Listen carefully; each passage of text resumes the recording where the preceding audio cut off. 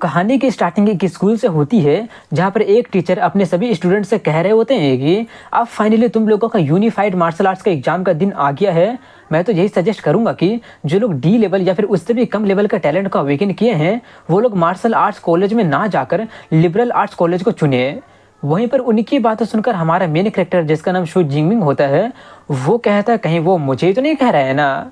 हमारा main character एक ट्रांसमिग्रेटर होता है जो कि पृथ्वी से यहाँ पर आया होता है। ये वर्ल्ड भी अर्थ के जैसे सिमिलर ही है, लेकिन यहाँ पर टेरिफाइंग बीस्ट एग्जिस्ट करते हैं और अवेकन इंडिविजुअल इन बीस्ट से फाइट करके उन्हें रजिस्ट करते हैं। सभी लोग 16 साल की उम्र में अपना एबिलिटी को अवेकन कर लेते हैं और वो एबिलिटी काफ़ी तरह से डाइवर्सिफाई होता है। और यहाँ के अकॉर्डिंग में वो सभी एबिलिटी 9 रैंक में डिवाइडेड है, जो कि ए बी सी और आगे समझ जाओ कि कौन कौन सा रैंक होगा। जहाँ पर अधिकतर लोग एफ से लेकर डी रैंक के एबिलिटी को ही अवेकन कर पाते हैं। और अगर यहाँ पर बात किया जाए हमारे मेन कैरेक्टर की तो वो ई रैंक का एक वीक इलेक्ट्रिसिटी को अवेकन किया है। तभी हुआंग त्यान नाम का एक बंदा शू जिंगमिंग के पास जाकर आवाज़ ऊंचा करके कहने लगा होता है कि टीचर चेन ऑलरेडी इतना कुछ कह दिया है, अब ये मत कहने को तुम फिर भी मार्शल आर्ट्स के एग्जाम लेने के बारे में सोच रहे हो। इतना बोलकर वो उसको नीचा दिखाते हुए कहने लगा होता है कि तुम्हारे ई ग्रेड का स्ट्रेस एबिलिटी के साथ में तो एग्जाम देने जाओगे तो तुम सिर्फ स्कूल का नाम ही खराब करोगे। इसलिए मेरी बात मानो तो चुपचाप लिबरल आर्ट्स को चुन लो और किसी कंपनी में काम करके शांति से अपना जीवन बिताना। लेकिन तभी ली किंगली नाम की एक लड़की उसके डिफेंस में कहने लगी होती है कि हुआंग तुम अपने काम से काम रखो। इसके जवाब में हुआंग सिर्फ इतना ही कहकर चला जाता है कि मैं तुमको एग्जाम में दिखा दूंगा कि बेस्ट कौन है। और ये शू जिंगमिंग तो सिर्फ एक प्रीटी बॉय है जो कि एग्जाम ग्राउंड में मारा जाएगा। वहीं पर लिन किंगली शू जिंगमिंग से कहती है कि उसके बातों को दिल पर मत लेना, सभी लोगों का अपना अपना डेस्टिनी होता है। अपना मेजर को चेंज करके लिबरल आर्ट्स करके सिटी में आराम से रहना इतना बुरा भी नहीं है।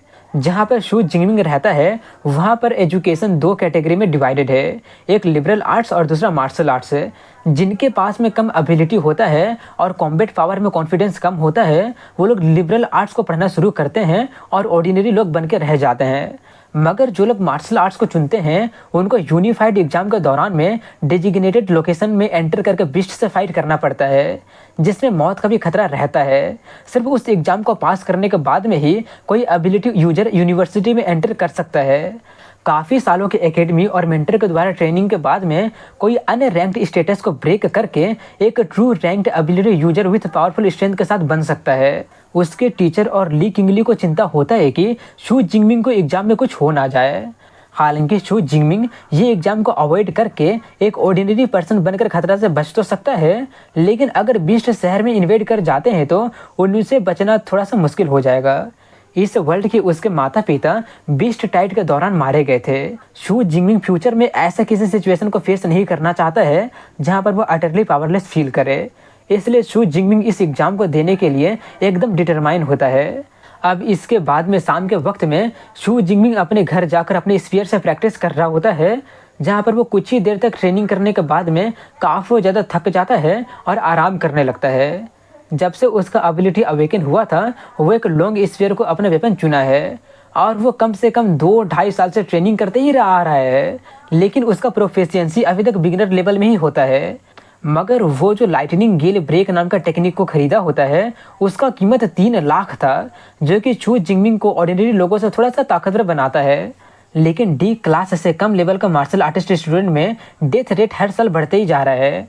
अगर शू जिंगमिंग एक एबिलिटी यूजर यूनिवर्सिटी में जाना चाहता है तो उसको पूरे पावर के साथ में फाइट करना होगा, तब जाकर वो एग्जाम पास कर पाएगा। तभी अचानक शू जिंगमिंग के सामने एक ब्लू कलर का पैनल अपीयर हो जाता है जिसमें लिखा होता है कि सिस्टम एक्टिवेट हो गया है, क्या तुम न्यूबी गिफ्ट पैकेट को क्लेम करना चाहते हो। सिस्टम के बारे में सुनकर शू जिंगमिंग काफ़ी ज़्यादा खुश हो जाता है क्योंकि हमारे मेन कैरेक्टर को उसका चीट मिल गया होता है। वो जल्दी से अपने गिफ्ट को क्लेम करता है जिसमें एक एस रैंक का सुपर एबिलिटी होता है और उसके साथ में 200 एबिलिटी पॉइंट होता है। एक एस रैंक का एबिलिटी एक रेयर एबिलिटी होता है और जिसके पास में भी ये एस रैंक का एबिलिटी होता है उसको अपने कॉलेज में एडमिशन देने के लिए काफ़ी सारे कॉलेज एक दूसरे से फाइट करने लगते हैं और उनके पास में रिसोर्सेज का भी कोई कमी नहीं होता है, जिससे वो लोग टॉप टायर पावर हाउस में कल्टिवेट हो जाते हैं। शू जिंगमिंग जल्दी से उस एस रैंक के एबिलिटी को क्लेम कर लेता है। जैसे वो उस एबिलिटी को हासिल करता है, शू जिंगमिंग को काफ़ी ज़्यादा बिजली का करंट लगने लगा होता है, जिससे उसको बहुत ही ज़्यादा दर्द होने लगा होता है और धीरे-धीरे उसका प्रोग्रेस बढ़कर 10% से लेकर 20% बढ़ने लगा होता है। वो थंडर पावर इतना ज़्यादा पावरफुल होता है कि उसका अपार्टमेंट का दीवार भी टूट जाता है और थोड़ा बहुत आग लगने जैसा भी दिखने लगा होता है। बाहर में वो देखकर आसपास के लोग जल्दी से फायर ब्रिगेड को कॉल करने लगते हैं। दूसरी तरफ में शू जिंगमिंग को दिखाते हैं, जिसका की हालत काफ़ी ज़्यादा खराब हो रहा होता है और तब तक प्रोग्रेस बढ़कर 70% हो जाता है। तभी अचानक बाहर में पूरा आसमान काला हो जाता है और आसमान में एक थंडर ड्रैगन अपीयर हो जाता है। दूर से वैसा हालत देखकर एक आर्मी को ऑफिसर को लगता है कि शायद लाइटनिंग एट्रीब्यूट का फ्रेसोस बिस्ट सिटी में इन्वेट करने वाला है, इसीलिए वो सिटी के थर्ड लेजेंड को अलर्ट पर डाल देता है। वहीं पर थंडर ड्रैगन काफ़ी ज़्यादा फोर्स के साथ में शू जिंगमिंग पर अटैक कर देता है, जिससे उसका दर्द काफ़ी ज़्यादा बढ़ जाता है और कुछ देर के बाद में फाइनली वो 100% अवेकन कर लेता है, जिसका नाम पर्पल हेवनली डिवाइन थंडर होता है, जो कि उसका पहले वाला एबिलिटी से कई गुना ज़्यादा पावरफुल होता है। मगर जब वो अपने आसपास के अपने रूम का हालत देखता है तो वो थोड़ा सा शॉक्ड हो जाता है। तभी वो जल्दी से देखने लगा होता है कि आखिर ये 200 एबिलिटी पॉइंट क्या है। उसको पता चलता है कि एबिलिटी पॉइंट किसी भी फियर्स बिस्ट को मारने पर उसको मिलेगा। उस एबिलिटी पॉइंट को कंज्यूम करने पर उसका लेवल और उसका स्किल बढ़ेगा। वो सब जानकर शू जिंगमिंग जल्दी से अपना सिस्टम पैनल को खोलता है, जिसमें वो अपना सभी एट्रीब्यूट पॉइंट को देख पा रहा होता है। कल एग्जाम में अच्छा प्रदर्शन करने के लिए वो अपने सभी एट्रीब्यूट को अच्छी तरह से डिस्ट्रीब्यूट करने लगा होता है। वो अपना बॉडी और माइंड में पॉइंट्स को ऐड कर देता है, जिससे उसको काफ़ी ज़्यादा पावरफुल फील होने लगा होता है। वो जल्दी से ट्राई करने के लिए पंच मारता है। अपना बेसिक एट्रीब्यूट को बढ़ाने के बाद में उसका कॉम्बैट टेक्निक और पावर मैनिपुलेटिंग काफ़ी ज़्यादा बढ़ गया होता है। अब इसके बाद में वो मार्शल आर्ट्स हॉल में जाकर अपने एग्जैक्ट स्टेटस को चेक करने के बारे में सोचता है, लेकिन तभी वहाँ पर फायर फाइटर वाले आकर रेस्क्यू शुरू करने वाले होते हैं। शू जिंगमिंग उनको समझाता है कि यहाँ पर कोई आग नहीं लगा था, शायद वो मेरा पावर ट्रेनिंग के कारण हुआ था, लेकिन ज़्यादा चिंता मत कीजिए, सब कुछ कंट्रोल में है। इसीलिए वो लोग जाते हुए कहते हैं कि इतना बड़ा कमोशन हो गया था और वो सिर्फ उसका ट्रेनिंग के कारण ही हुआ था। नेक्स्ट जनरेशन तो सच में अमेजिंग है। दूसरे तरफ में जब शू जिंगमिंग घर से बाहर निकलता है तो उसके पड़ोसी पूछने लगे होते हैं कि सब कुछ ठीक तो है ना। शू जिंगमिंग कहते हैं कि हाँ सब कुछ ठीक है, अब मैं मार्शल आर्ट्स हॉल की तरफ जा रहा हूँ। किसी अवेकनर के लिए फुल्ली सुपर पावर बनने के लिए उनको अपने बॉडी और माइंड को अच्छी तरह से ट्रेन करना पड़ता है, इसलिए मार्शल आर्ट्स हॉल जो कि लोगों को ट्रेनिंग स्पेक्स और इक्विपमेंट देते हैं काफ़ी ज़्यादा पॉपुलर हो गया है। लेकिन सभी फैमिली एक प्राइवेट ट्रेनिंग रूम को अफोर्ड नहीं कर सकता है। दो पॉपुलर मार्शल आर्ट्स हॉल है जो कि थंडर क्लैप है और वायलेंट बियर है। इन दोनों में से वायलेंट बियर के एनुअल फीस 1 लाख है, जो कि वेल्दी स्टूडेंट के लिए सूटेड होता है। सिर्फ थंडर क्लैप ही हाई स्कूल स्टूडेंट को फ्री में एक्सेस देता है। शू जिंगमिंग जब थंडर क्लैप में पहुंचता है तब उसको उसकी कजन तांग ची दिखाई देती है, जिसको देखकर वो उसको हेलो कहता है। शू जिंगमिंग के हैंडसमनेस को देखकर तांग ची की एक दोस्त प्यार भरी नज़रों से देखकर उसको अपना बॉयफ्रेंड बनाने के लिए कहने लगती है।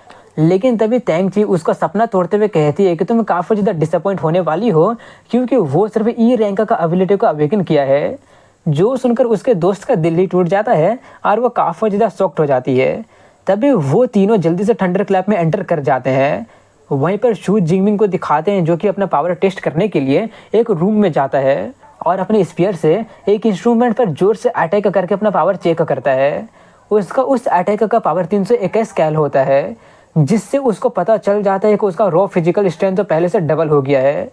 ज़्यादातर अवेकन स्टूडेंट का पावर 100 कैल ही होता है, लेकिन उसका डबल से भी ज़्यादा होता है।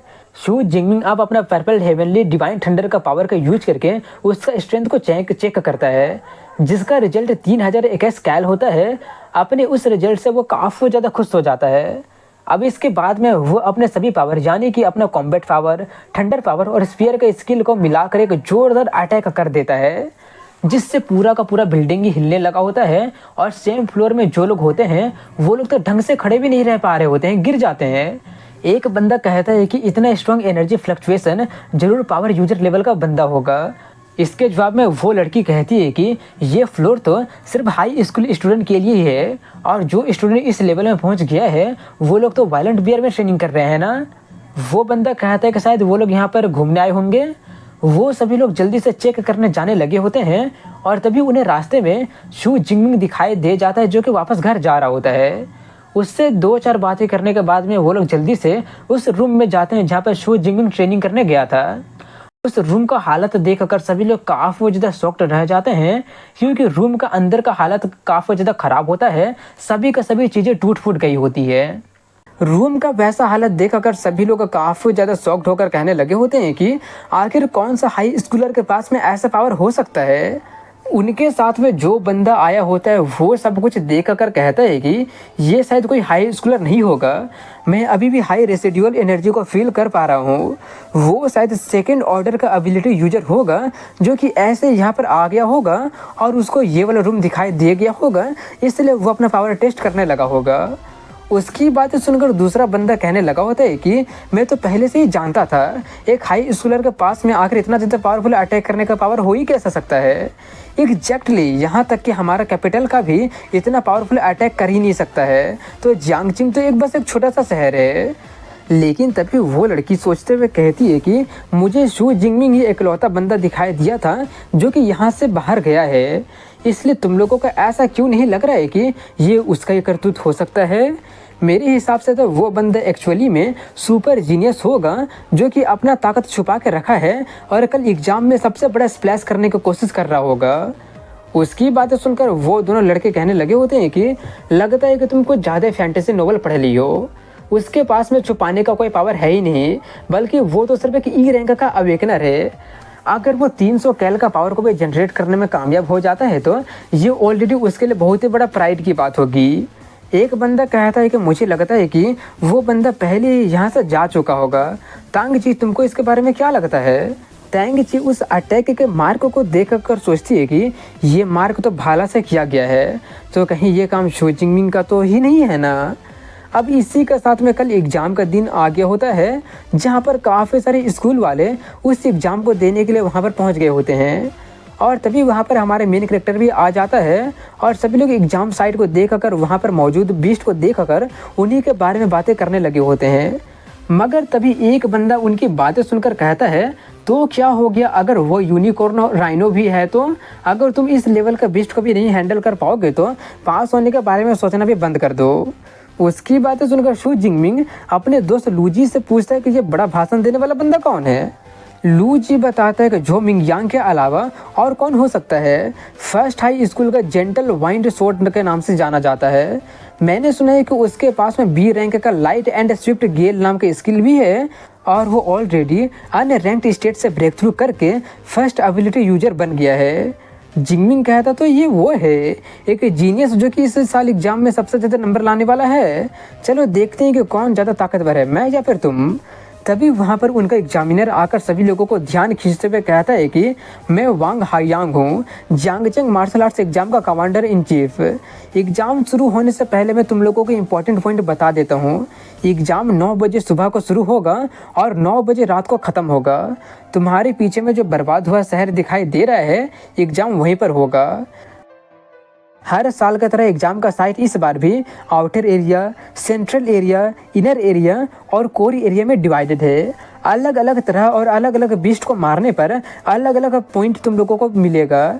जितना ज़्यादा बीस्ट का रैंक हाई होगा, तुम लोगों को उसको मारने पर पॉइंट उतने ज़्यादा हाई मिलेगा। Core area extra credit section है जो कि टॉप स्टूडेंट के लिए रिजर्व है।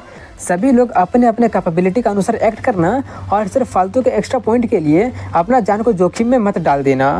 वहीं पर उसकी बात सुनकर जिंगमिंग सोचता है कि कल तक तो मैं सिर्फ आउटर एरिया में ही जाने के बारे में ही हिम्मत कर सकता था, लेकिन अब बात अलग है। अब तो मैं इनर एरिया में जाऊंगा और हो सके तो कोर एरिया में भी जा सकूंगा। तभी सभी लोगों के लिए एग्जाम सप्लाई डिस्ट्रीब्यूट किया जाने लगा होता है, जिनमें टोटल 3 आइटम होता है। एक स्मार्ट वॉच होता है जो कि काउंट करेगा कि कौन कितना बिस्ट को मारा है और रियल टाइम में सभी लोगों का पॉइंट भी बताएगा। दूसरा एक टैक्टिकल बैकपैक होता है जिसमें 3 एनर्जी बार होता है, एक एनर्जी ड्रिंक होता है और एक डिस्पोजेबल मेडिकल किट होता है जो कि 12 घंटे तक के लिए काम में आ सकता है। और आखिरी आइटम एक सेफ्टी गोला होता है जो जब एक्टिवेट होगा तब यूजर के चारों तरफ में एक हाई वोल्टेज बिजली का जाली बना देगा, जिसको कि एग्जाम में मौजूद कोई भी बिस्ट तोड़कर नहीं सकता है। लेकिन उस गोला का यूज करने का मतलब है कि तुम्हारा एग्ज़ाम वहीं पर एंड होता है। तभी वहाँ पर जिंगमिंग के क्लास का क्लासमेट आते हैं और उसको अपना टीम ज्वाइन करने को ऑफ़र देते हैं। मगर उसके टीम के दूसरे मेंबर कहने लगे होते हैं कि क्लास प्रेसिडेंट, पीपल प्लेजर होना एक अलग बात है, लेकिन अभी हम लोग मार्शल आर्ट्स एग्जाम में है, एक टीम में सिर्फ 5 लोग ही हो सकता है। अगर हम लोग उसको भी अपने साथ लेकर चलते हैं तो वो सिर्फ हम लोगों को धीमा ही करेगा। इसके जवाब में जिंगमिंग का एक दोस्त कहता है कि हम लोग पहले ही अग्री कर लिए थे कि इसको भी टीम में लेंगे, लेकिन आखिर तुम लोग अपने बातों से मुकर कैसे सकते हो। और इसी के साथ में वो लोग आपस में झगड़ना शुरू कर देते हैं। मगर तभी जिंगमिंग अपने दोस्त को रोकते हुए कहता है कि तुम लोग मेरे बारे में इतना सोचे हो, इतने ही मेरे लिए काफ़ी है, मगर इस बार मैं अकेले ही जाने का प्लान बनाया हूँ, इसलिए तुम लोग जा सकते हो। इसलिए ना चाहते हुए भी उन सभी लोगों को जाना ही पड़ता है। जिंगमिंग कहता है कि जल्दी से जाकर तुम लोग हुआंग तियान के साथ जाकर टीम अप कर लो। ये बोलकर वो उनके जाने के बाद में अपने आप से कहता है कि तुम लोगों के बिना भी मैं सबसे हाईएस्ट स्कोर हासिल कर सकता हूँ। अब इसी के साथ में उनका कॉलेज एंट्रेंस एग्जाम स्टार्ट हो जाता है और काफ़ी सारे ड्रोन सभी लोगों को मॉनिटर करके लाइव ब्रॉडकास्ट पे स्टार्ट कर देते हैं। जैसे ही एग्ज़ाम स्टार्ट होता है, सभी लोग टाउन में एंटर करते हुए कह रहे होते हैं कि मेरा गोल ये यूनिवर्सिटी है, मेरा गोल वो यूनिवर्सिटी है, इस बार तो सभी लोग मुझे याद रखेंगे। ये इसी तरह की बातें करते हुए सभी लोग एक्साइटेड होकर एंटर कर जाते हैं। उनके साथ में जिंगमिंग भी पीछे से जाते हुए जल्दी से अपने स्मार्ट वॉच को एक्टिवेट कर देता है और देखने पर पता चलता है कि एग्ज़ाम स्टार्ट होने का कुछ देर के बाद में ही जो मिंगयांग नाम का बंदा 7 पॉइंट के साथ में फर्स्ट प्लेस पर आ गया होता है। सेकंड प्लेस पर ली युआन नाम का बंदा 5 पॉइंट के साथ होता है और ऐसे ही करते करते बाकी के लोग भी होते हैं।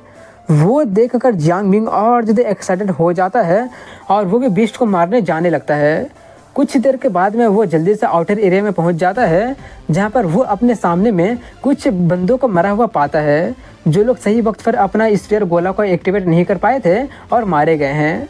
उसका वैसा हालत देखकर जिंगमिंग काफ़ी ज़्यादा शॉक्ड हो जाता है और कहता है तो इसीलिए टीचर मुझे बार बार एग्जाम से ड्रॉप आउट करने के लिए कह रहे थे। अगर मैं अपने इस रैंक का एबिलिटी को अवेकन नहीं किया होता तो मेरा भी ऐसे ही हालत हो गया होता। एक बार अगर कोई आगे बढ़ जाता है तो पीछे मुड़ने का कोई चारा होता ही नहीं है। ये एग्ज़ाम तो सच में काफ़ी ज़्यादा ब्रूटल निकला। अपॉर्चुनिटी रिस्क के साथ ही आता है। सभी लोगों के पास में अपना डेस्टिनी को चेंज करने का पावर नहीं होता है, लेकिन मेरे पास में है। ये सब सोचकर वो उस बंदे को, जिसका कि सांसें अभी तक चल रहा होता है, उसका स्मार्ट वॉच को एक्टिवेट करके टीचर को कांटेक्ट कर देता है। लेकिन तभी वहाँ पर एक बीस्ट आ जाता है। उसको देखकर जिंगमिंग समझ जाता है कि ये बीस्ट जानबूझकर एक बंदे को जिंदा छोड़ दिया है ताकि जब इसको कोई बचाने आए तो वो बीस्ट उन लोगों को भी दबोच लेंगे। जिंगमिंग उस बीस्ट को देखकर जल्दी से अपना फाइटिंग पोजीशन में आ जाता है। वो देखकर बीस्ट अचानक उस पर झपट्टा मार देता है, जिसका कि अटैक को जिंगमिंग आराम से डॉज कर लेता है और उसका उस अटैक से उसको पता चल जाता है कि उसके पास में काफ़ी अजाइल बॉडी है। उसका बाइट फोर्स कम से कम 1000 किलो का तो होगा ही होगा। ये काफ़ी आसानी से न्यूबी को बिना डकार लिए ही खा सकता है। वो बिस्ट अपने अटैक को डॉज होते देखकर काफ़ी ज़्यादा गुर्राने लगता है और दोबारा अटैक करने की तैयारी करने लगता है। वहीं पर जिंगमिंग अपना भाला को निकालकर उससे अटैक को काउंटर करने की तैयारी करते हुए सोच रहा होता है कि मैंने सुना है कि ज़्यादातर अवेकन बंदे जो लोग पहली बार किसी बीस्ट को फेस करते हैं तो तब वो लोग बीस्ट के फेरोसिस ऑरा से इंटिमिडेट हो जाते हैं। मतलब कि उनका फटके 4 हो जाता है, जिसके कारण वो लोग अपना पूरा पावर का यूज भी नहीं कर पाते हैं। उनका हाथ पैर कांपने लगता है। इसलिए वेल्दी फैमिली वाले स्पेशलाइज्ड एबिलिटी यूजर बॉडीगार्ड को हायर करके अपने बच्चों को जंगलों में ले जाकर उन्हें फेरोसिस बीस्ट से फाइट करवा कर डर को ख़त्म करवाते हैं। ऑफ कोर्स मेरे पास में ऐसा प्रिविलेज नहीं है और ये मेरा फर्स्ट टाइम है कि मैं एक फेरोसिस बीस्ट को फेस करने वाला हूँ, लेकिन मेरा तो डर के हालत से फटके 4 नहीं हो रहा है। ये सब सोचकर वो उसके अटैक को ध्यान से देखकर अचानक उसके गले में अपने स्फीयर से अटैक करके एक ही बार में उसका काम तमाम करके रख देता है, जिससे सिस्टम उसको एक अन्य रैंक्ड बीस्ट को मारने के लिए 3 एबिलिटी पॉइंट देता है। जिंगमिंग इतना कम एबिलिटी पॉइंट से काफ़ी ज़्यादा निराश होता है, इसलिए वो उससे पावरफुल बीस्ट को मारने के लिए और अंदर जाने लगता है, जहाँ पर रास्ते में उसको जितना बीस्ट मिलता है वो सबको मारने लगता है। अपने रास्ते में मिले सभी बीस्ट का काम तमाम करने के बाद करते करते वो आगे बढ़ रहा होता है। जिंगमिंग अब काफ़ी अच्छा खासा अमाउंट में एबिलिटी पॉइंट को हासिल कर लिया होता है। अब वो सिर्फ एक्चुअल कॉम्बैट एक्सपीरियंस को ही लैक कर रहा होता है। अपना पर्पल हेवनली डिवाइन थंडर का यूज करके वो काफ़ी आसानी से अन्य रैंक्ड बीस्ट को मार तो सकता है, लेकिन इस तरह से वो कभी भी अपना बॉडी का ताकत को बढ़ा नहीं पाएगा। और जितना पावरफुल स्किल का यूज वो करेगा उसका उतना ज़्यादा एनर्जी कंज्यूम कर लेगा। इसलिए अगर वो अपना पूरा पावर का यूज करके अपना थंडर का यूज करता भी है तो 1 घंटे से ज़्यादा देर तक वो नहीं चल पाएगा। और ये एग्ज़ाम तो पूरे 12 घंटे तक चलने वाला है, इसलिए बिना कोर एरिया में एंटर करने से पहले वो अपने एनर्जी को वेस्ट नहीं करने का निर्णय लेता है। इसलिए उसको रास्ते में जितना भी बिस्ट मिलता है वो उन सभी लोगों को अपने स्पीयर का टेक्निक का यूज करके मारकर कॉम्बैट एक्सपीरियंस को गेन कर रहा होता है। लेकिन तभी अचानक उस पर एक बहुत ही बड़ा गेंडा जैसा दिखने वाला बिस्ट अटैक कर देता है। जिंगमिंग बहुत ही मुश्किलों से उसका अटैक को डॉज करता है और वो उसको भी काम तमाम करके रख देता है। उसको मार कर कहता है कि इन बीस्ट को मारने का स्पीड तो मेरा पहले से कहीं ज़्यादा बढ़ गया है, कहीं इसका मतलब मेरे स्पीयर टेक्निक बिना मेरे रियलाइज़ किए ही ब्रेक थ्रू तो नहीं कर लिया है ना। ये सोचकर वह जल्दी से सिस्टम का पैनल चेक करता है तो उसको पता चलता है कि उसका स्फीयर स्किल एक एट्रीब्यूट पॉइंट से बढ़ गया होता है और वो इंटरमीडिएट रैंक का हो गया होता है। वो सब देख कर वो कहता है कि लगता है कि सिर्फ स्फीयर टेक्निक पर डिपेंड होने से ही मुझे बिगेस्ट कॉम्बैट बूस्ट मिल रहा है। ये इंटरमीडिएट टेक्निक मुझे ऐसा फील करवा रहा है जैसे कि मैं कुछ भी कर सकता हूँ। अगर मैं इसको फ्यूचर में और ज़्यादा इम्प्रूव कर दूंगा तो क्या होगा। ये सोचकर वो उस इंटरमीडिएट स्कूल को सीखने लगता है, जिसको सीख कर वो काफ़ी ज़्यादा खुश होते हुए कहता है कि ये तो काफ़ी कमाल का स्किल है, अब तो मुझे फर्स्ट रैंक का बिस्ट से मिलने का इंतज़ार हो ही नहीं रहा है। दूसरी तरफ में उसकी स्कूल के क्लासमेट्स को दिखाते हैं, जहाँ पर मॉनिटर कहती है कि ऐसा लग रहा है जैसे कि मैंने शू जिंगमिंग को मैं देखी हूँ। ये सुनकर उसके टीममेट चिल्लाने लगे होते हैं कि लगता है कि तुम उसका कुछ ज़्यादा चिंता करती हो, इसलिए वो तुमको हर जगह पर दिखाई दे रहा है। उसके ताकत के दम पर उसका यहाँ पर आने का सीधा मतलब है मौत। मॉनिटर अपने आप से कहती है कि क्या मैं सच में कुछ गलत देख ली थी। तभी एक बंदा सभी लोगों को अपने पास बुलाते हुए कहता है कि देखो ये राइनो लगता है कि अभी अभी मरा है। वो लोग जल्दी से उसके पास जाकर उसको चेक करते हुए कहते हैं कि खून अभी तक सूखा नहीं है, इसका मतलब ये कुछ देर पहले ही मरा है और इसका सर का फैटल वुंड को देखकर लग रहा है कि ये स्पेयर के अटैक से मारा गया है। तभी मॉनिटर हैरानी से कहती है कि कहीं जिस बंदे को मैं देखी थी वो शू जिंगमिंग तो नहीं था ना।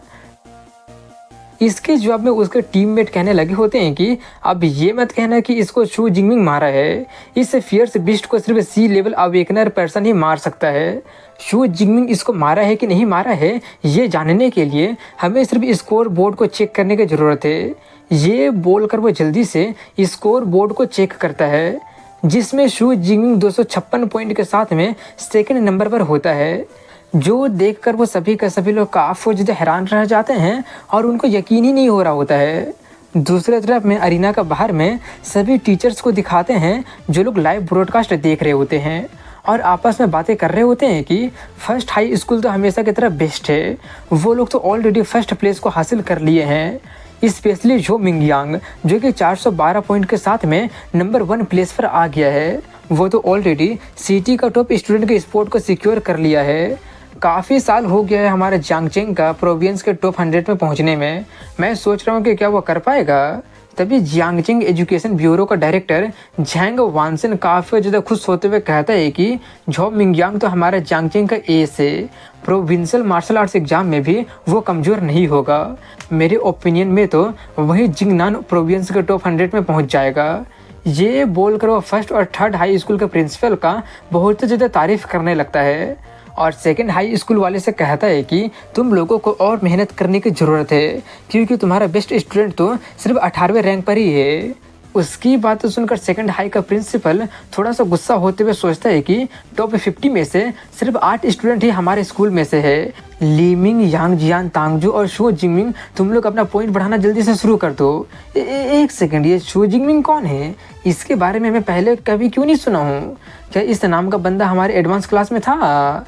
वहीं पर शू जिंगमिंग को देखकर क्लास टीचर काफ़ी ज़्यादा शॉक्ड होते हुए सोचता है कि आखिर ये एक ई रैंक के साथ में टॉप 50 में कैसा आ गया? क्या वो अपना पावर छुपा के तो नहीं रखा था ना? लेकिन वो चाहे कितने अपने पावर को क्यों ना छुपा ले, क्या एक ई रैंक का एबिलिटी एस रैंक में तो नहीं बदल सकता है ना? सिर्फ टॉप 10 के पास में ही डेडिकेटेड कैमरा एंगल है, इसलिए मैं शू जिंगमिंग का फुटेज को देख नहीं पा रहा हूँ। आखिर वो बंदा इतना ज़्यादा स्कोर कैसे कर लिया है? अब इसी के साथ में अगले सीन में सेंट्रल एरिया को दिखाते हैं जहाँ पर डेंजर लेवल बहुत ही ज़्यादा हाई होता है। शू जिंगमिंग वहाँ पर पहुँचता है और अपने एनर्जी बार खाते हुए सोच रहा होता है कि यहाँ पर आने के बाद में बिस्ट की संख्या बहुत ही ज़्यादा कम हो गया है। रैंक्ड फेयर से बिस्ट थोड़ा सा इंटेलिजेंट को डेवलप कर लिया है और उनके पास में अब सेंस ऑफ थोड़ा सा टेरिटरी आ गया है, जिसके कारण उनसे डील करना थोड़ा सा मुश्किल होगा। तभी वहाँ पर फर्स्ट रैंक का आर्म ब्लेड टाइगर नाम का बिस्ट आ जाता है, जो कि काफ़ी ज़्यादा खूंखार लग रहा होता है। मगर उसको देखकर शू जिंगमिंग काफ़ी ज़्यादा खुश होते हुए कहता है कि लगता है कि मैं काफ़ी ज़्यादा लकी हूँ कि सेंट्रल एरिया में एंटर करते ही मुझे एक फर्स्ट रैंक का बिस्ट मिल गया। इसीलिए वो अपने स्फीयर टेक्निक का टेस्ट करने के लिए उस पर अटैक करने आगे बढ़ता है। उसको अटैक करते देखकर वो टाइगर भी उस पर झपट्टा मारता है। वहीं पर शू जिंगमिंग जल्दी से अपना स्फीयर से अटैक करने जाता है, मगर वो टाइगर उसके स्फीयर पर ही अटैक करके उसका अटैक को डॉज कर देता है।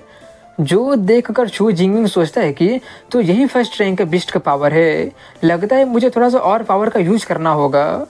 ये सोचकर वो फिर से उस पर अटैक कर देता है। जो देखकर वो टाइगर फिर से झपट्टा मारता है, मगर इस बार शू जिंगमिंग उसके पेट में अटैक करके उसको जख्मी करके रख देता है, जिससे वो बिस्ट बहुत ही ज़्यादा गुस्सा हो जाता है और उस पर काफ़ी भयानक अटैक कर देता है, जिसके कि अटैक को शू जिंगमिंग काफ़ी आसानी से डॉज करते रहता है और सही मौके का फ़ायदा उठाकर अपना स्फीयर का स्किल का यूज करके उसका काम तमाम करके रख देता है, जिससे उसको 14 पॉइंट मिलता है। 14 पॉइंट को देखकर वो काफ़ी ज़्यादा खुश होता है, क्योंकि फर्स्ट रैंक को मारने पर उसको ऑलमोस्ट डबल पॉइंट मिला होता है। उसको मारने के बाद में वो और भी सेंट्रल एरिया का सभी बिस्ट को मारना शुरू कर देता है, जिससे कुछ ही देर में वो नंबर 2 पर आ जाता है। वो सब कुछ देखकर एक टीचर पूछता है कि टीचर चेन फान, ये शू जिंगमिंग आपका ही क्लास का स्टूडेंट है ना? काफ़ी सारे पैरेलल क्लासेस में सिर्फ आपका स्टूडेंट ही टॉप 50 में पहुंच पाया है। टीचर चेन के पास में तो सच में काफ़ी ग्रेट टीचिंग एबिलिटी है ना। उन सभी लोगों की तारीफ सुनकर टीचर चेन काफ़ी ज़्यादा नर्वस होते हुए कहता है कि ऐसा कुछ भी नहीं है, ये सब तो स्टूडेंट का ही अपने एफर्ट का कमाल है, मैंने तो बहुत ही कम एफर्ट डाला है। तभी एक टीचर प्रोजेक्टर की तरफ इशारा करते हुए कहता है कि देखो वो एक ही बार में 44 पॉइंट को हासिल कर लिया है। डायरेक्टर कहता है कि मार्शल आर्ट्स एग्जाम के स्कोर कैलकुलेशन के अकॉर्डिंग में एक पीक अनरैंक्ड बिस्ट को मारने पर सिर्फ 6 से 8 पॉइंट मिलता है। फर्स्ट टायर लो ग्रेड को बिस्ट को मारने पर 14 से 16 पॉइंट मिलता है। उसकी बातें सुनकर प्रिंसिपल जल्दी जल्दी कैलकुलेट करते हुए कहता है कि स्मार्ट वॉच हर 4 सेकंड में अपडेट करता है। इसका मतलब 4 ही सेकंड के अंदर में वो 5 पीक रैंक के बिस्ट को मारा है या 3 फर्स्ट टायर लोअर ग्रेड को मार दिया है। डायरेक्टर कहता है कि प्रिंसिपल झाओ, तुम्हारे स्कूल का स्टूडेंट तो काफ़ी कमाल का है, पहले तुम इसके बारे में कुछ मेंशन क्यों नहीं किए थे? प्रिंसिपल कहता है कि अगर मैं सच बोलूँ तो मुझे भी अभी अभी पता चला है। इस स्पेसिफिक सिचुएशन के लिए आपको तो होम रूम टीचर से पूछना होगा। ये बोलकर वो टीचर चेन को डायरेक्टर के पास लेकर आते हुए कहता है कि तुम जाकर लीडर को सब कुछ क्यों नहीं बताते हो? टीचर चेन तो अब फिर से काफ़ी ज़्यादा नर्वस होते हुए कह देता है कि वो तो सिर्फ ई रैंक का एक वीक इलेक्ट्रिसिटी वाला एबिलिटी का वेकन किया था। जो सुनकर प्रिंसिपल काफ़ी ज़्यादा शॉक होकर कहता है कि तुमको अच्छे से याद है ना? टीचर चेन कहता है कि हाँ, एग्जाम से पहले मैंने उसको ड्रॉप आउट करने के लिए भी एडवाइस दिया था, मगर मुझे लगा नहीं था कि। वहीं पर डायरेक्टर कहता है कि एक ई रैंक का एबिलिटी के साथ में वो इतना दूर आ गया है, इससे ये पता चलता है कि उसके पास में आउटस्टैंडिंग क्वालिटीज है। ये तो अब मुझे और भी ज़्यादा क्यूरियस बना रहा है। चलो इंतज़ार करते हैं, उसका मोमेंटम के हिसाब से वो आराम से टॉप 10 में पहुंच जाएगा, तब हमें पता चल ही जाएगा कि आखिर वो ये कैसा कर रहा है, कहीं वो चीटिंग तो नहीं कर रहा है ना। चीटिंग के बारे में सुनकर वो दोनों के दोनों काफ़ी ज़्यादा शॉक्ड हो जाते हैं। वहीं पर अरीना में दिखाते हैं जहां पर 12 नंबर पर त्यांची होती है, जो कि रैंकिंग देखकर कहती है कि जैसा उम्मीद था कल कजिन जिंगमिंग ने ही उस रूम को ऐसा हालत कर दिया था। दूसरी तरफ में झो मिंगयांग को दिखाते हैं, जो कि थोड़ा सा पैनिक करते हुए कहता है कि एग्जाम खत्म होने में अब सिर्फ 6 ही घंटा बच रहा है और एक नया बंदा टॉप 10 में आ गया है। आखिर ये शू जिंगमिंग बंदा है कौन? वहीं पर शू जिंगमिंग को दिखाते हैं, जिसको कि एक कैमरा ट्रैक करना स्टार्ट कर दिया होता है। शू जिंगमिंग आगे बढ़ता है और काफ़ी आसानी से रैंक 1 के बिस्ट को मारकर 14 पॉइंट हासिल कर लेता है और ड्रोन को नोटिस करके कहता है तो लगता है कि इसका मतलब मैं टॉप 10 में एंटर कर गया हूँ। ये एग्ज़ाम कैंडिडेट के स्ट्रेंथ और पोटेंशियल को चेक करने के लिए है। जितना ज़्यादा अच्छा रिजल्ट होगा उतने ही ज़्यादा रिकॉग्निशन तुम रिसीव करोगे। मैं तो शुरुआत से ही अपना ताकत छुपाना नहीं चाहता था। टॉप 10 तो मेरे लिए सिर्फ और सिर्फ शुरुआत ही है, लेकिन कोर एरिया में एंटर करने से पहले मुझे मेरा ताकत को फिर से बढ़ाना होगा। मेरे पास में अभी 400 से ज़्यादा एबिलिटी पॉइंट है, लेकिन लेवल फील्ड अभी तक प्रमोशन नोटिफिकेशन नहीं दिखाया है। लगता है कि अवेकनर को एडवांस करने के लिए सिर्फ नया कल्टीवेशन मेथड ही सीखना एक रास्ता है। अगर ऐसी बात है तो मैं अपना बेसिक एट्रीब्यूट को इम्प्रूव कर लेता हूँ। ये बोलकर वो अपना फिजिक को 40 से और स्पिरिट को 22 से बढ़ा लेता है। अब इसी के साथ में कोर एरिया को दिखाया जाता है, जहाँ का डेंजर लेवल सबसे ज़्यादा हाई होता है और काफ़ी सारे टाइगर एक गेंडे वाले बीस्ट को मारकर खा रहे होते हैं और उनमें से एक टाइगर किंग भी होता है। दूर से वो सब छिपकर छू जिंगमिंग देख रहा होता है और उन पर अटैक करने जाने ही वाला होता है कि तभी वो कुछ नोटिस करके कहता है कि बाहर आ जाओ, मैं तुमको नोटिस कर लिया हूँ। इसलिए वहाँ पर जो मिंगयांग निकलते हुए कहता है कि मुझे लगा नहीं था कि तुम मुझे नोटिस कर लोगे, मुझे ये भी नहीं लगा था कि तुम टॉप 10 में आ जाओगे। छू जिंगमिंग उससे पूछता है क्या तुम मुझे जानते हो? मिंग यांग कहता है कि कोर एरिया के सभी स्ट्रॉन्ग लोगों को मैं जानता हूँ, सिर्फ तुमको छोड़कर। इसलिए जब मैं नया नया चेहरा को देखा था तब मुझे लगा था कि कोई डार्क हॉर्स का जैसा तुम होगे। मैं इस टाइगर के ग्रुप को काफ़ी देर से देख रहा था। छू जिंगमिंग थोड़ा सा चौकन्ना होते हुए पूछता है तो क्या इसका मतलब तुम मेरे मास्टर को चुराना चाहते हो? वो कहता है कि गलत मत समझो, वो टाइगर किंग तो फर्स्ट टायर मिड ग्रेड का है और उसके टीम में 9 टाइगर भी है। इसलिए एक बंदा चाहे कितना स्ट्रॉन्ग क्यों ना हो उनको हैंडल नहीं कर पाएगा, इसलिए हम लोग कोऑपरेट कर सकते हैं। मगर छू जिंगमिंग कहता है कोई ज़रूरत नहीं है, मैं अकेले ही उनको संभाल लूँगा। ये बोलकर वो उन बीस्ट की तरफ चला जाता है। एक इंसान को अपने एरिया में आता देखकर वो सभी के सभी टाइगर काफ़ी ज़्यादा भड़क जाते हैं और उसके तरफ एकदम एक टीम की तरह फाइट करने के लिए आगे बढ़ते हैं और एक साथ अटैक कर देते हैं। दूसरी तरफ में वो देखकर मिंग यांग थोड़ा सा गुस्से में कहता है कि चलो देखते हैं कि ये खुद मरता है या फिर उनको मारता है। वहीं पर छू जिंगमिंग देखते ही देखते अपने स्फीयर वाले स्किल का यूज करके सभी के सभी बीस्ट को मार के रख देता है, जिससे अब टाइगर किंग मैदान में उतरता है। उसको आता देखकर छू जिंगमिंग कहता है कि दुख की बात है कि मेरा फिजिकल पावर इनफ नहीं है, इसलिए मैं उन सभी लोगों को एक ही सेकंड में नहीं मार पाया था। वहीं पर वो टाइगर किंग गुस्से में आगे बढ़कर जोर से गुर्राता है, जिससे आसपास का सभी बिल्डिंग के सभी कांच टूट जाती है, जिससे मिंग यांग अपना कान बंद करने लगता है। वहीं पर छू जिंगमिंग अपने स्फीयर घुमाते हुए कहता है कि इससे तुम दूसरों को डरा सकते हो लेकिन मुझे नहीं डरा सकते हो। तभी वो टाइगर गुस्से में उस पर अटैक कर देता है, मगर वो उसके अटैक को डॉज कर लेता है और काफ़ी ज़ोर से उसके मुंह पर ही अटैक कर देता है और फिर उसको भी निपटा देता है, जिससे उसको 20 पॉइंट मिलता है। दूसरी तरफ में मिंग यांग काफ़ी ज़्यादा शॉक्ड रह जाता है और हैरानी में उसको यकीन ही नहीं होता है। वो उसको जाता देखकर जल्दी से उससे पूछता है कि आखिर तुम एक ही बार में उन सभी को कैसे मार दिए?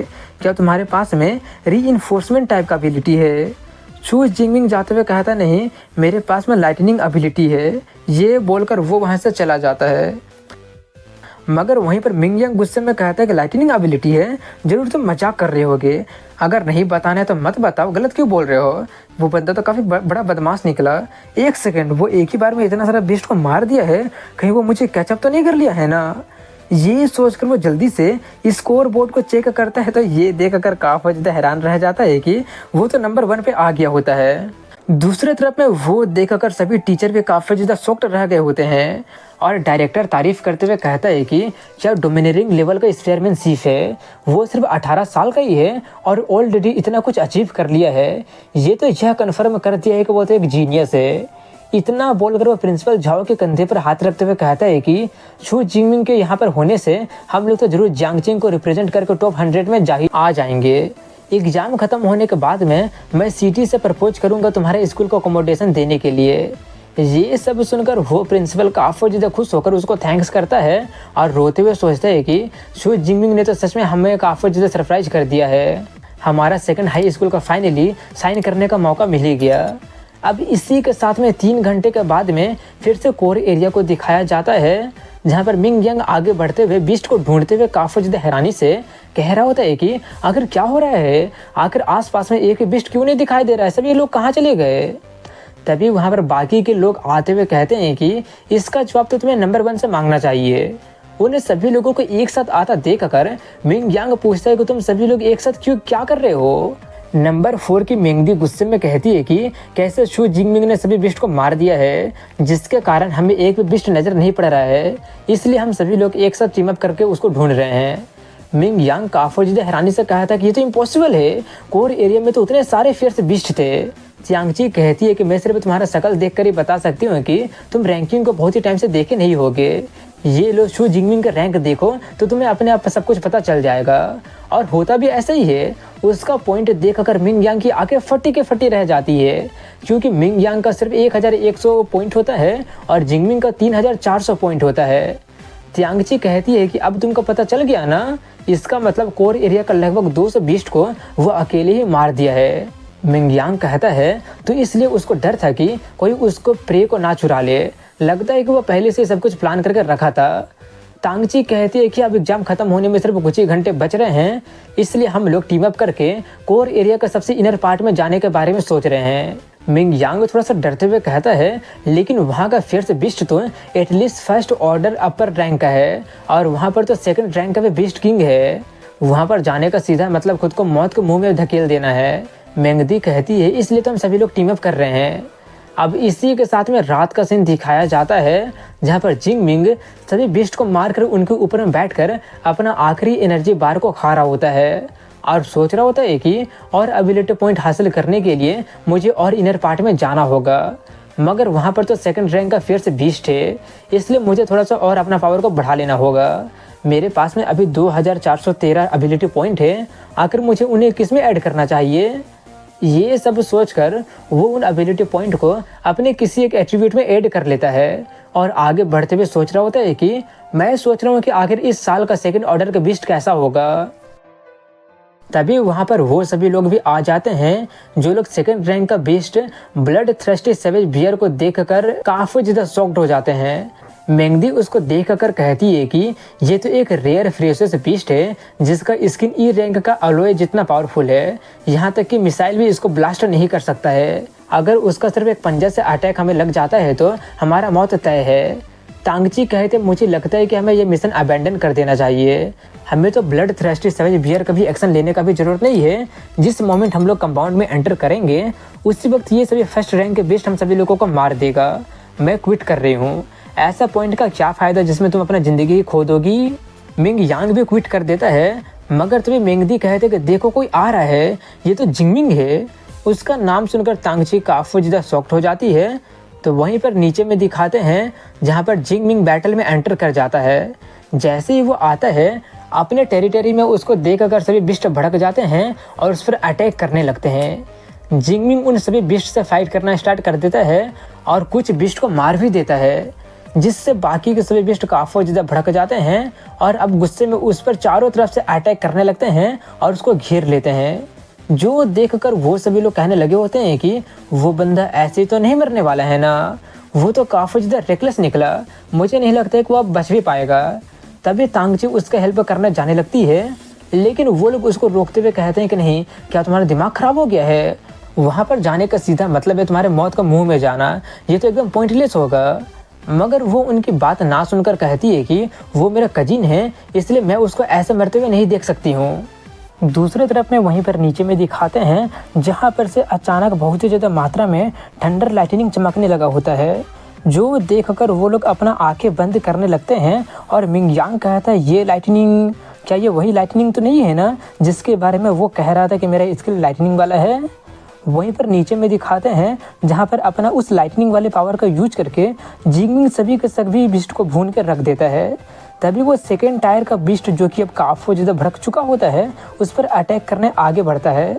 उसको देखकर जिंगमिंग सोचता है कि ये बिस्ट तो बहुत ही बड़ा है, जिसके कारण इसका रफ्तार तेज नहीं होना चाहिए, इसलिए मैं अपना डिवाइन थंडर का यूज करके इसको संभाल सकता हूँ। मगर जब हमारे बीच में फाइट स्टार्ट होगा तो ये सभी लिटिल मिनियन थोड़े से परेशानी कर सकते हैं। अगर ऐसी बात है तो पहले इन्हीं लोगों को क्लियर कर देता हूँ। ये बोलकर वो जाकर सभी कस्बे फर्स्ट रैंक वाले बिस्ट का काम तमाम करना शुरू कर देता है और काफ़ी ज़्यादा खुश होते हुए कहता है तो क्या यही इस ग्रेड का सुपर पावर का ताकत है। लेकिन अनफॉर्चुनेटली लाइटनिंग मेरे बॉडी से होकर गुजरता है, जो कि बहुत ज़्यादा डेंजरस है और मैं काफ़ी देर तक इसको यूज भी नहीं कर सकता हूँ। मगर फिर भी इन सभी बिस्ट का काम तमाम करने के लिए ये इतना ही काफ़ी है। ये बोलकर वो बाकी के सभी बिस्ट को भी मारने लगा होता है। वहीं पर अपने सभी मिनियन को मरते देखकर अब वो बियर बहुत ही गुस्सा में उस पर अटैक कर देता है। लेकिन जिंगमिंग जल्दी से उसके अटैक को डॉज करता है और दोबारा से उसके अटैक को डॉज करते हुए जिससे वो बियर और जो गुस्से में घुर्राने लगता है। मगर जिंगमिंग यहाँ पर भी ना रुककर एक आखिरी बचे हुए मिनियन को भी मारने जाता है।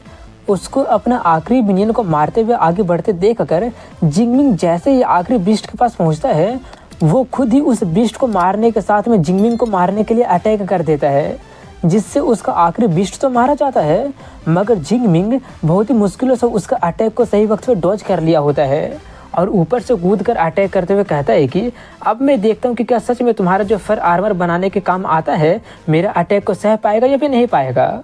ये बोलकर वो अपना थंडर एबिलिटी का यूज करके उसके सर पर जोरदार अटैक कर देता है, जिससे वहाँ पर बिजली का जोरदार धमाका हो जाता है और उसकी इम्पैक्ट से आसपास के लोग अच्छे से खड़ा नहीं रह पाते हैं। तो दूसरी तरफ में वो सब कुछ लाइव देख अगर सभी लोग भी काफ़ी ज़्यादा शॉक्ड रह गए होते हैं। डायरेक्टर पूछता है कि प्रिंसिपल झाओ, क्या आप इसे ई रैंक का एबिलिटी कहते हैं? क्या आप मजाक तो नहीं कर रहे थे ना?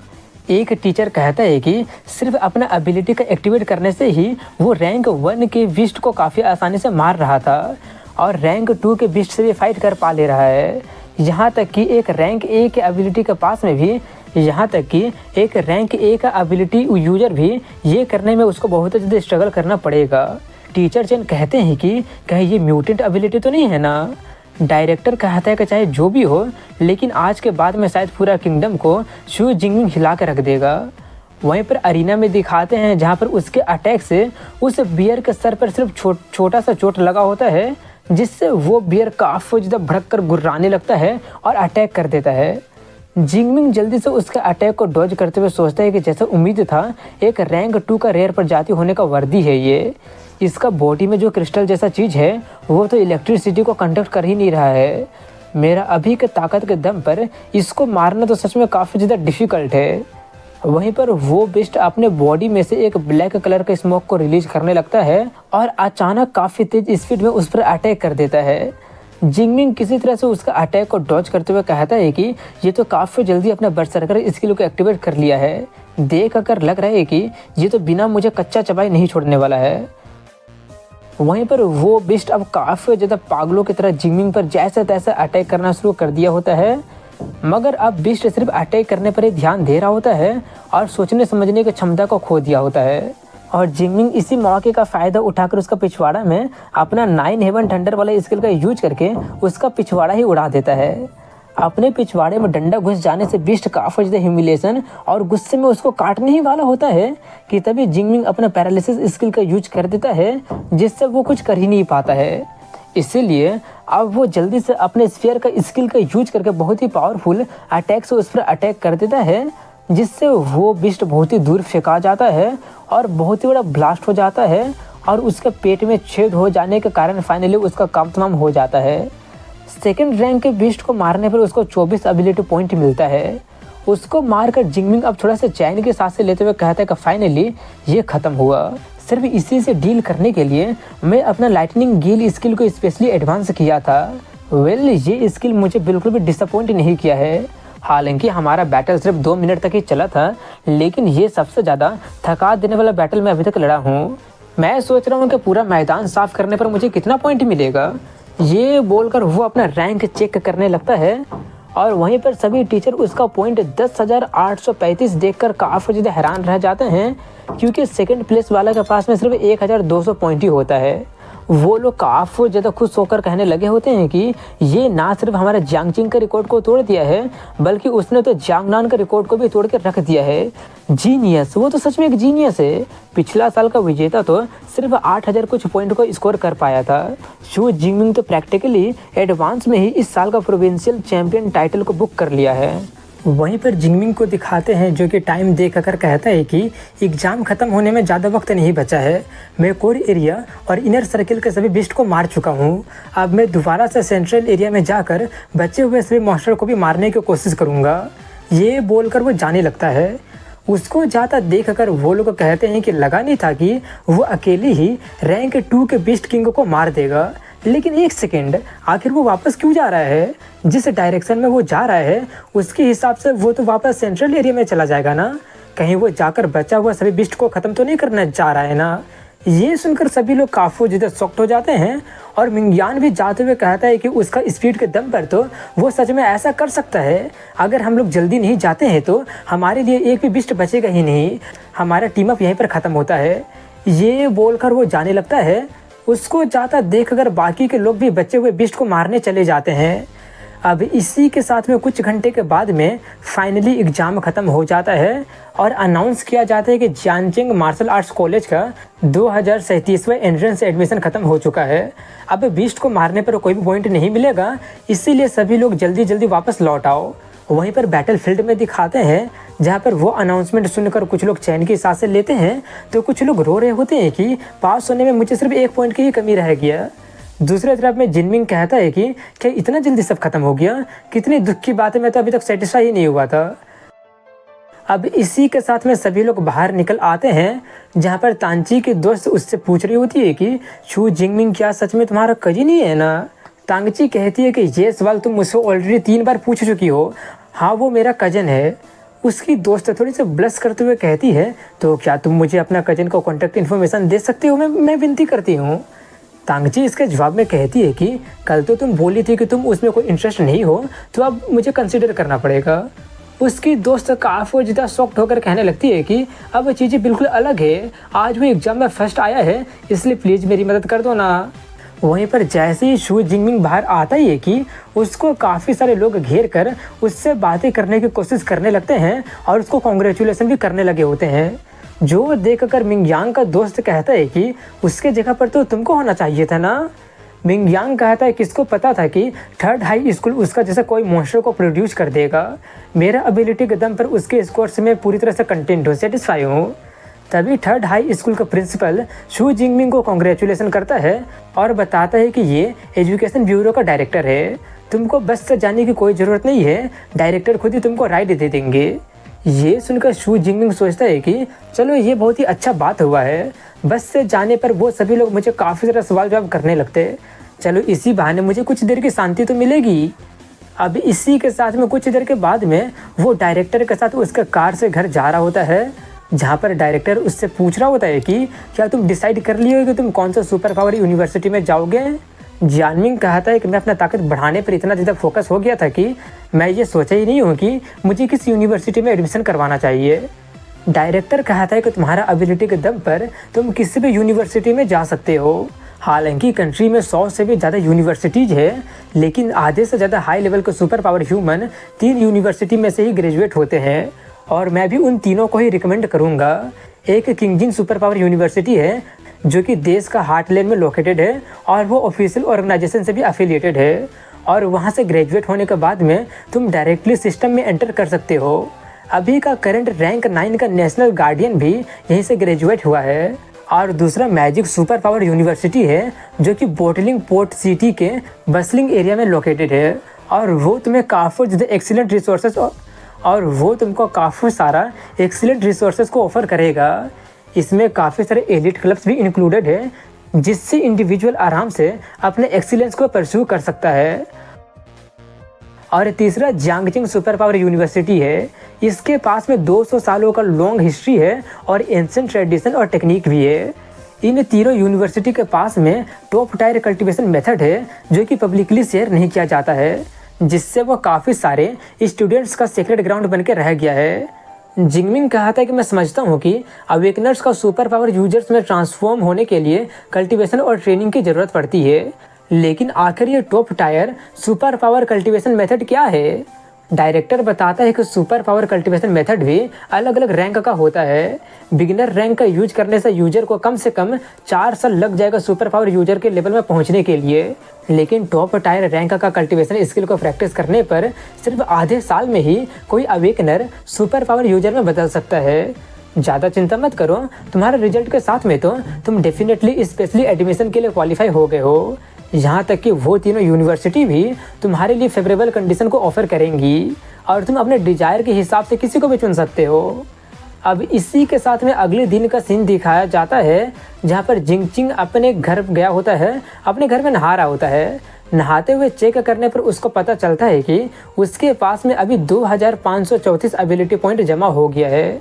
वो तौलिया लपेटकर बाथरूम में से बाहर निकलते हुए कह रहा होता है कि मैं सोच रहा हूँ कि यूनिवर्सिटी में एंटर करने के बाद में वहाँ पर फियर्स बीस्ट को मारने का कंपटीशन होगा तो मज़ा ही आ जाएगा। अगर नहीं होता है तो मुझे खुद ही जंगल में जाकर उन लोगों को ढूंढ ढूंढ के मारना पड़ेगा।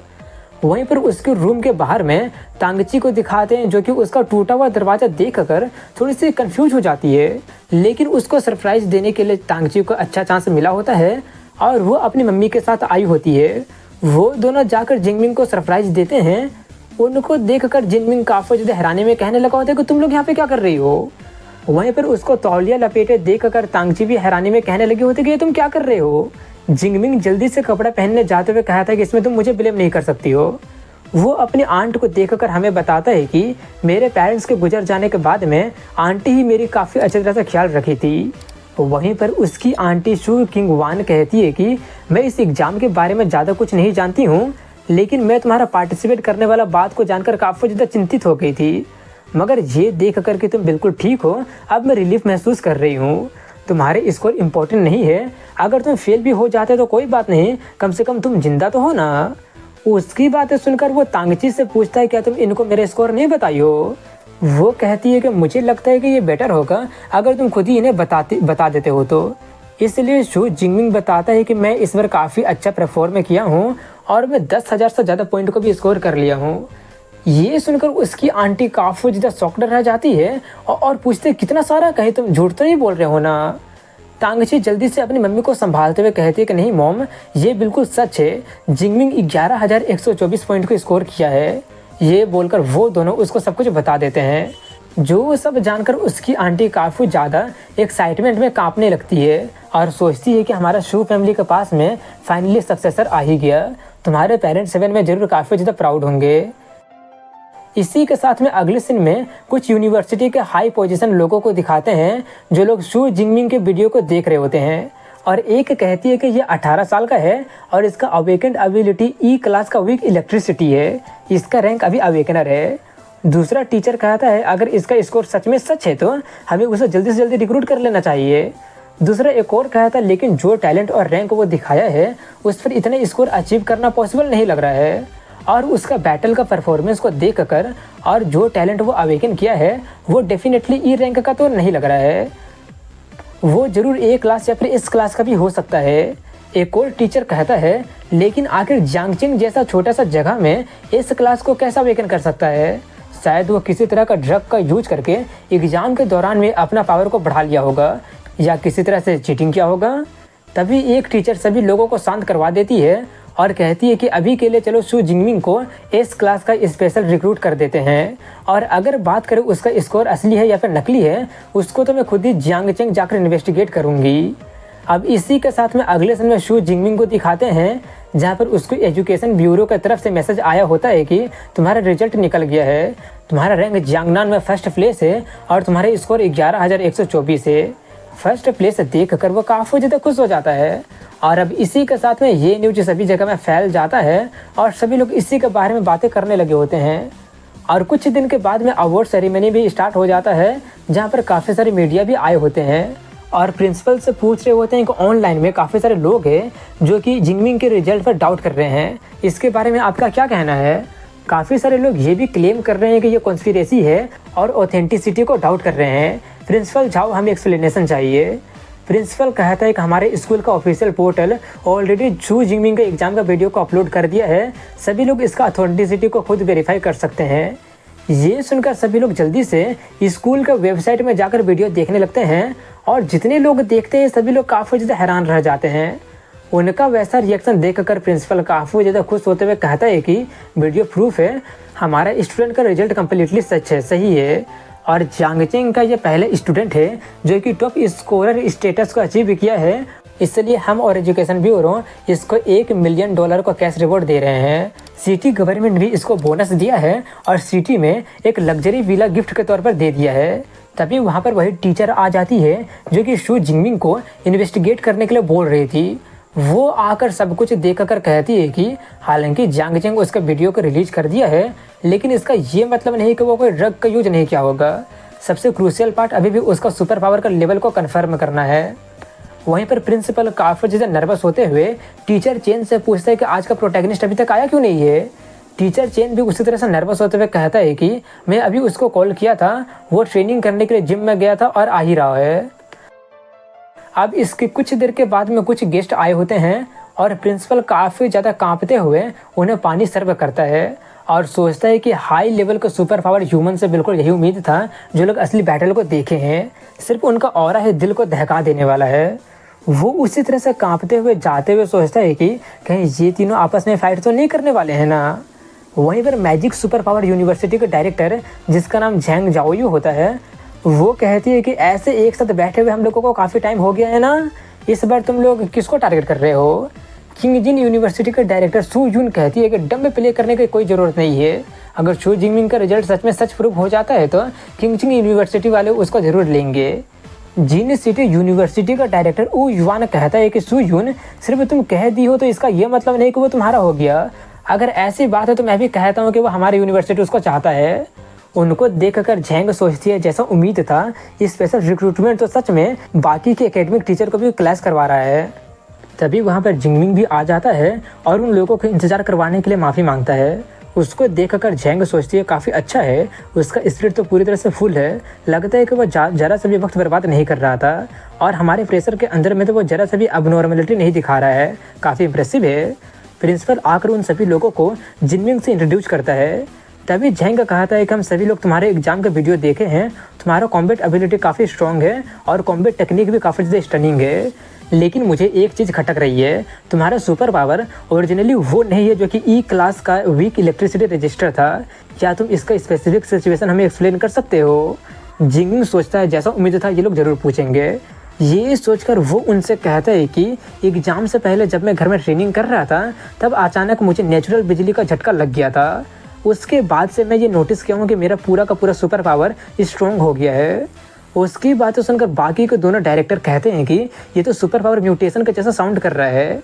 झैंग उसको एक इक्विपमेंट देते हुए कहती है कि शायद तुमको भी नहीं पता होगा कि तुम्हारा म्यूटेटेड सुपर पावर क्या है।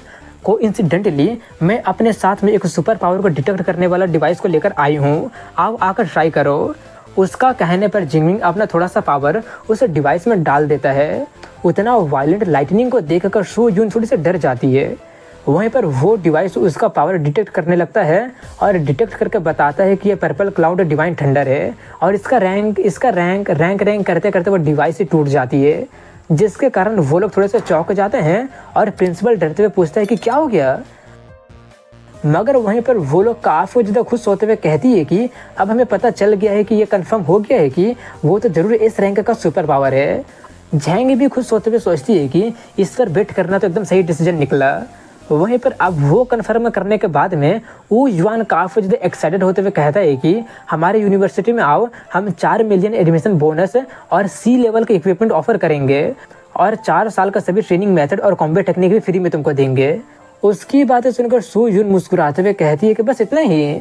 स्टूडेंट शू, अगर तुम किंगजिन यूनिवर्सिटी को चुनते हो तो हम लोग 6 मिलियन बोनस ऑफर करेंगे और 4 साल का यूनिवर्सिटी का सभी इक्विपमेंट, ट्रेनिंग मेथड और कॉम्बैट टेक्निक में से तुम कुछ भी चुन सकते हो, सब कुछ फ्री होगा। बोलो क्या कहते हो। वैसा ऑफर सुनकर जिंगमिंग थोड़ा सा चौंक जाता है और काफ़ी ज़्यादा टेम्प्ट भी हो जाता है। मगर तभी झैंग कहती है कि मैजिक यूनिवर्सिटी कैश बोनस और इक्विपमेंट ऑफर नहीं करेगी, लेकिन कल्टीवेशन मेथड और कॉम्बैट टेक्निक की बात करें तो हम उसका सभी ऑफर को मैच कर सकते हैं और उसके साथ में हम लोग तो एस क्लास का कल्टीवेशन रिसोर्सेज को भी एनुअली प्रोवाइड करते हैं।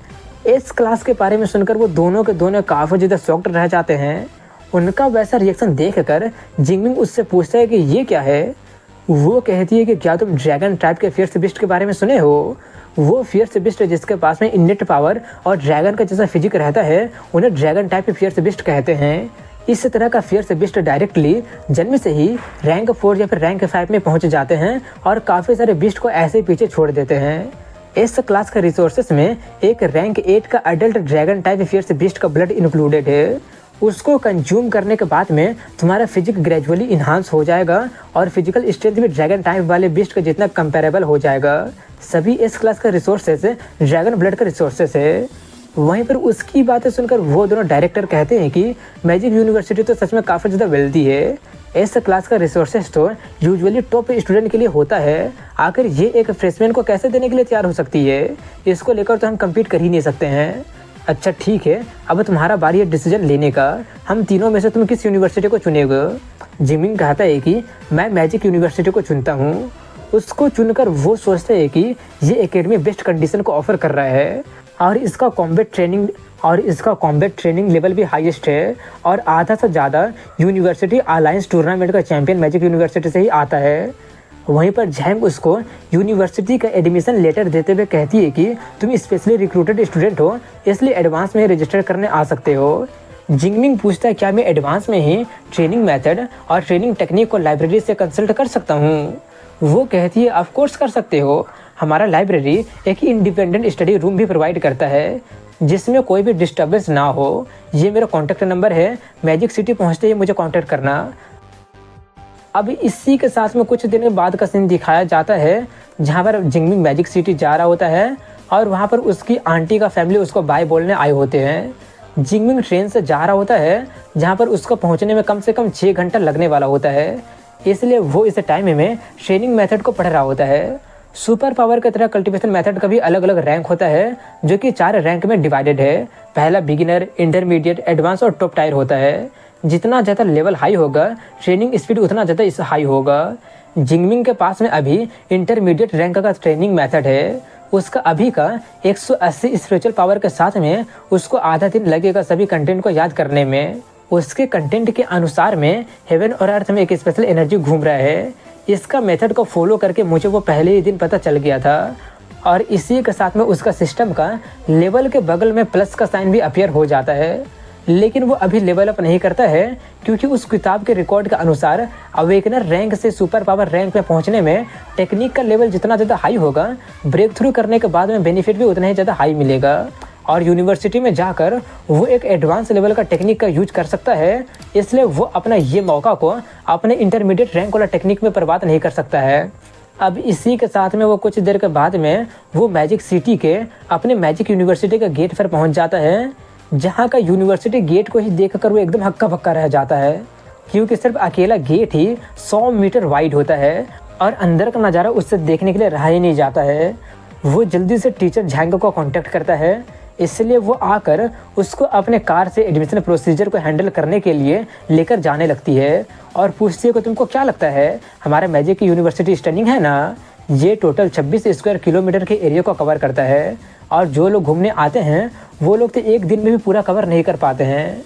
अब इसी के साथ में कुछ देर के बाद में उसका एडमिशन कंप्लीट हो जाता है और उसको उसका आईडी कार्ड दे दिया जाता है। आईडी कार्ड लेने के बाद में वो अपने डॉर्म में रहने जाता है, जहाँ पर रहने के जगह को देखकर वो काफ़ी ज़्यादा हैरानी में सोचता है कि मेरे पिछले लाइफ में मैं काफ़ी सारा यूनिवर्सिटी डॉर्मेटरी को देखा हूँ।